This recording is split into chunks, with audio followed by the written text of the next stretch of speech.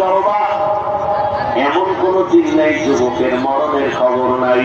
পানির নিচে যুবকের লাশ, গাড়ির নিচে যুবকের লাশ, ঘুমের বিছানায় যুবকের লাশ। আগামীকাল তুমি যদি মরে যাও কয়দিন বাহাদুরি করবা? এখনো সময় আছে, তওবা করে নেও।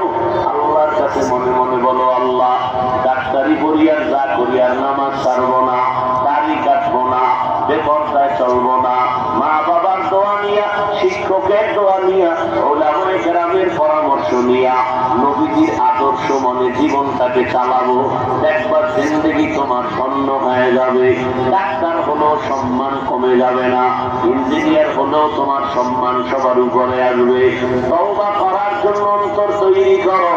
জীবনে গুনাহ তো কম করো নাই রে বাবা। মনে চাইছে পার্কে যাওয়া, তোরায় গেছো। মনে চাইছে নামাজ পড়বা না, পড়ো নাই। মনে চাইছে সারা রাত মোবাইলে গুনাহ করবা, করেছো। মা বাধা দিচ্ছে, মাকেও গালি দিয়েছ।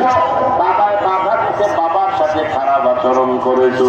ও কর্তা আরামের আম্মা জানেরা বোনেরা, আপনার মতো কত মা কত বোন এই অঞ্চলে এখনো আছে, বেপরদায় চলে না, নামাজ ছাড়ে না, মোবাইলে সময় নষ্ট করে না। আপনি কেন পারবেন না রে মা? আপনার আদর্শ দিয়া সন্তানের জীবনটা ধন্য হবে। এখনো সময় আছে, তওবা করেন। বেপরদায় চলবেন না, স্বামীর মাল হেফাজত করবেন, মোবাইলে সময় নষ্ট করবেন না, ৫ ওয়াক্ত নামাজ আদায় করবেন।